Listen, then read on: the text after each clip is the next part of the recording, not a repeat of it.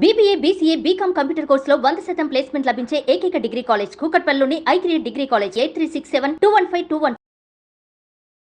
వాగర్థవివ సంపృక్తౌ వాగర్థ ప్రతిపత్తయే జగతః పితరౌ వందే పార్వతీ పరమేశ్వరౌ ఆదిత్యాయ చ సోమాయ మంగళాయ బుధాయ చ గురు శుక్ర శనిభ్యశ్చ రాహవే కేతవే నమః.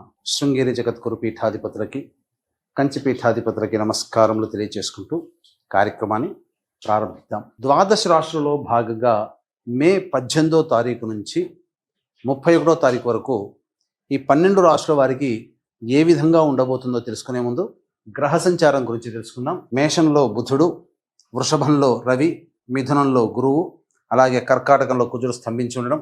18వ తారీఖు నుంచి రాహువు కుంభంలోను, కేతువు సింహంలోని సంచారం చేస్తుండడం.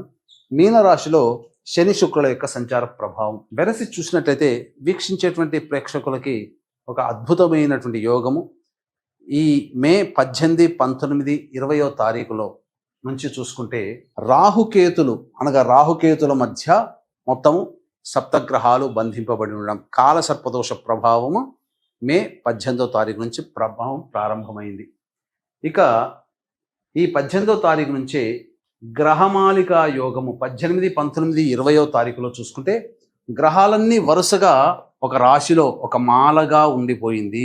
18వ తారీఖు నుంచి 20వ తారీఖు వరకు మొత్తం గ్రహాలన్నీ ఒక్కొక్క రాశిలో ఉన్నాయి. అనగా సప్తగ్రహాలు మొత్తము 1, 2, 3, 4, 5, 6, 7, 8 రాశుల్లో మొత్తము నవగ్రహాలు 8 రాశుల్లో స్థిరపడి సంచార ప్రభావం అనేటువంటిది ఉంది. కాబట్టి గమనించగలరు. మే 18వ తారీఖు నుంచి 31వ తారీఖు వరకు కుంభరాశిలో జన్మించినటువంటి వారికి ఏ విధంగా ఉండబోతుందో తెలుసుకుందాం. ముందుగా ఈ 18వ తారీఖు నుంచి రాహుకేతులు మార్పున్నటువంటి కారణం చేత రాశులన్నీ కూడా అనగా గ్రహాలన్నీ కూడా రాహుకేతుల మధ్య బంధింపబడడం, మిశ్రమమైనటువంటి ఫలితాలే కలుగుతాయి. అయితే గురువు మారినటువంటి కారణం చేత ప్రధానంగా దైవబలం పెరుగుతుంది. దైవబలం అంటే ఏమీ లేదండి, అనుకున్నటువంటి పనులలో సజావుగా ముందుకు సాగడమే దైవబలం. ఇది ప్రధానంగా. ఇక అర్ధాష్టమ రవి ప్రభావము ఇది కాస్త ఆలోచించాల్సినటువంటి పరిస్థితి. ఎవరైనా కానీ ఉద్యోగం మారాలి అనుకుంటే మాత్రం సమయం అనుకూలముగా లేదు. ఇది గుర్తుపెట్టుకోండి.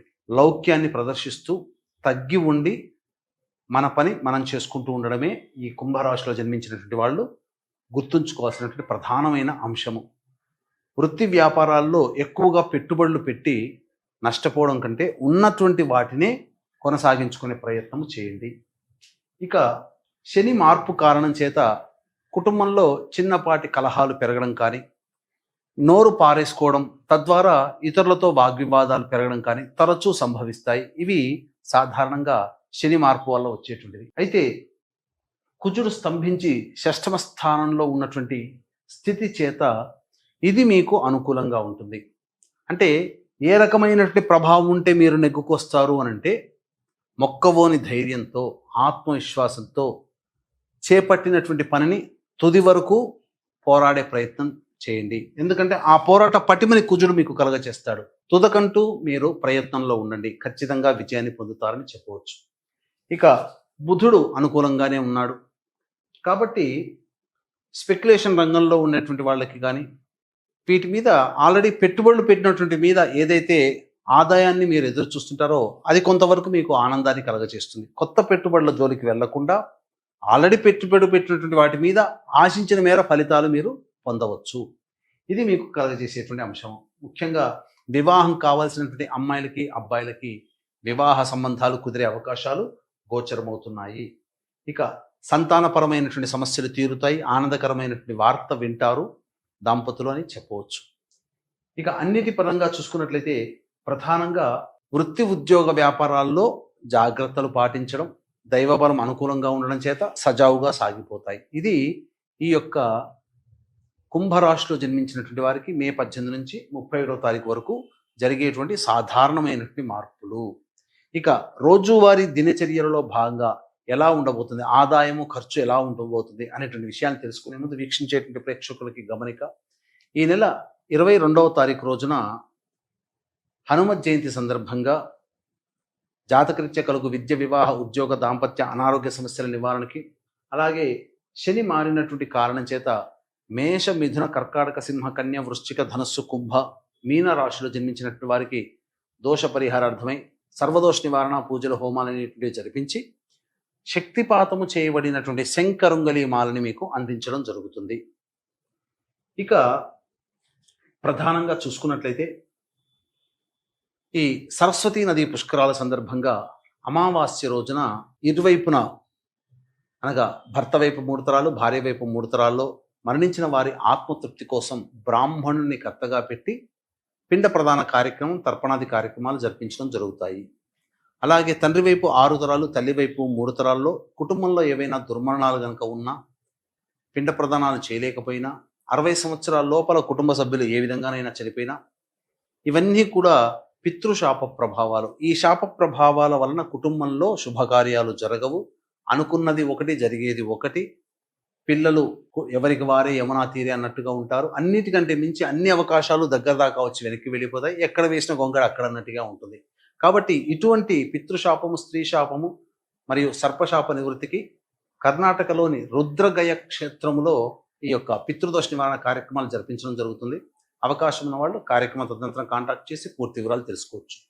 ఇక 18, 19, 20వ తారీఖుల్లో ఎక్కువగా ఖర్చులు అధికంగా ఉంటాయి. మానసిక ఒత్తిడి, శారీరక శ్రమ అధికంగా ఉండడం, ఏ పని యందు మనస్సు లగ్నం చేయకపోవడం, తలపెట్టిన ప్రతి పని యందు కూడా అనాసక్తి ఉండడం వల్ల పనులు మధ్యలోనే మీరు నిలిచిపోతాయని చెప్పవచ్చు. ఖర్చులు అధికంగా ఉంటాయి. 21, 22వ తారీఖుల్లో పెండింగ్లో ఉన్నటువంటి పనులు పూర్తి చేసుకుంటారు. విందులు వినోదాలు కుటుంబ సభ్యులతో పాల్గొంటారు. ఒక బాధ్యతని కంప్లీట్ చేసుకున్నామనే సంతోషం కలుగుతుంది. ముఖ్యంగా పాత మిత్రులను కలిసే అవకాశం గోచరమవుతుంది. 23, 24వ తారీఖుల్లో గనక చూసుకుంటే కుటుంబ సభ్యులతో వాగ్వివాదాలు పెరుగుతాయి, ధనపరమైనటువంటి ఖర్చులు పెరుగుతాయి, మానసికమైనటువంటి ఆందోళన అధికంగా ఉంటుంది అని చెప్పవచ్చు. 25, 26వ తారీఖుల్లో గనక చూసుకున్నట్లయితే అంది వచ్చినటువంటి అవకాశాలను వినియోగించుకోవడం ద్వారా మంచి సత్ఫలితాన్ని పొందుతారు. నిరుద్యోగస్తులకి ఉద్యోగం లభించే అవకాశము, అలాగే ముఖ్యంగా సోదర సోదరిమణుల సహాయ సహకారాలతో మీ పనులన్నీ పూర్తి చేసుకుంటారు. రాని బాకీలు వసూలు అవుతాయి. ధనపరమైన సమస్యల్ని తీర్చుకుంటారు. 27, 28వ తారీఖుల్లో తల్లిగారి ఆరోగ్యం పట్ల శ్రద్ధ వహించాలి. అలాగే వాహనాన్ని నడిపేటప్పుడు మీరు జాగ్రత్తలు పాటించాలి. గృహోపకరణాలు, వాహన మరమ్మతులకి ఎక్కువగా ఖర్చులు అయ్యే అవకాశం ఉంటుంది. ప్రశాంతత లేని జీవితాన్ని పొందుతారని చెప్పవచ్చు. 29, 30వ తారీఖుల్లో కనుక చూసుకున్నట్లయితే సంతానంతో విభేదాలు పెరుగుతాయి. అలాగే ఏదో ఒక పరధ్యాసలు ఎక్కువగా గడుపుతారని చెప్పవచ్చు. మీ ఆరోగ్యం పట్ల శ్రద్ధ వహించాలి. అసిడిటీతో ఇబ్బందులు పడే అవకాశం గోచరమవుతుంది. 31వ తారీఖు రోజున రాని బాకీలు వసూలు అవ్వడము, ఉద్యోగ సంబంధమైనటువంటి సమస్యలు తీరడము, ముఖ్యంగా ధనపరమైనటువంటి సమస్యలు తీరుతాయి. ఆనందంగా ఉంటారని చెప్పవచ్చు. ఏ తర్వాత మిశ్రమమైనటువంటి ఫలితాలు ఈ కుంభరాశిలో జన్మించినటువంటి వారు పొందుతారని చెప్పవచ్చు. ఇక ఈ యొక్క కుంభరాశిలో జన్మించినటువంటి మహిళలకి గతంలో కోల్పోయినటువంటి గౌరవ మర్యాదలు తిరిగి పెంపొందించుకుంటారు. గృహంలో మీకు కీలక బాధ్యతలు అనేటువంటివి నిర్వర్తించడానికి అవకాశాలు మెరుగవుతాయని చెప్పవచ్చు. కుటుంబ సభ్యులు మీ మాటకి జవదాటకుండా మీ వాక్కుని శిరోధార్యంగా పొందుతారు. తద్వారా ఆనందకరమైనటువంటి జీవితాన్ని పొందుతారని చెప్పవచ్చు. అయితే ఆరోగ్య సంబంధమైనటువంటి విషయాల్లో జాగ్రత్తలు పాటించండి. కొద్దిగా అనారోగ్య సమస్యలు చేరే అవకాశాలు గోచరమవుతున్నాయి. వివాహం కాని అమ్మాయిలకి వివాహ సమస్యలు, సంతాన ప్రాప్తి అన్నీ కూడాను యోగదాయకంగా ఉంటాయని చెప్పవచ్చు. ఏది ఏమైనప్పటికీ కూడాను అత్యాశకి పోకుండా ఉన్నదాంతో సరిపెట్టుకుంటే ఈ యొక్క రాశిలో జన్మించినటువంటి మహిళలు ఆనందంగా అన్ని వృత్తి, ఉద్యోగ, వ్యాపార రంగాల్లో ఉన్న వాళ్ళు పొందుతారని చెప్పవచ్చు. ఈ యొక్క కుంభరాశిలో జన్మించినటువంటి వారు సమస్యల పరిష్కారం కోసం సర్వదేవకృత లక్ష్మీ స్తోత్ర పారాయణము, కాలభైరవాష్టకము రోజుకి 3 సార్లు పఠించండి. ఇప్పుడు చెప్పినటువంటి సమస్యల కంటే ఇంకా విభిన్నంగా మీ యొక్క జీవితం ఉందంటే మీ జన్మ జాతకంలో నడుస్తున్నటువంటి గ్రహ దశాంతర దశల యొక్క ప్రభావాలు. కావున దగ్గరలోని మంచి ఉపాసనా పరులైనటువంటి జ్యోతిష్యులను సంప్రదించి వారి సలహాలు, సూచనలు కనుక పాటించినట్లయితే మరింత మెరుగైనటువంటి జీవితాన్ని పొందుతారని తెలియచేయవచ్చు. అలాగే హనుమత్ జయంతి సందర్భంగా మే 22వ తారీఖు రోజున జరుగుతున్నటువంటి సర్వదోష నివారణ పూజలో మీ గోత్రనామాలు నమోదు చేసుకొని శక్తిపాతము చేయబడినటువంటి శంకరుంగలి మాలని మీరు సొంతం చేసుకోవచ్చు. అలాగే ఈ సరస్వతి పుష్కరాల సందర్భంగా భార్యాభర్త వైపు 3 తరాల్లో మరణించిన వారి ఆత్మతృప్తి కోసం పిండ ప్రదానం, అలాగే తండ్రి వైపు 6 తరాలు, తల్లి వైపు 3 తరాల్లో దుర్మరణం పాలైన వ్యక్తుల యొక్క ఆత్మఘోష నివృత్తికి కర్ణాటకలోని రుద్రగయ క్షేత్రంలో ఈ పితృదోష నివారణ కార్యక్రమాలు అనేటువంటి జరిపించడం జరుగుతుంది. అవకాశం ఉన్న వాళ్ళు కార్యక్రమం తదనంతరం కాంటాక్ట్ చేసి పూర్తి వివరాలు తెలుసుకోవచ్చు. సర్వం శ్రీ ఉమామహేశ్వర పరబ్రహ్మార్పణమస్తు.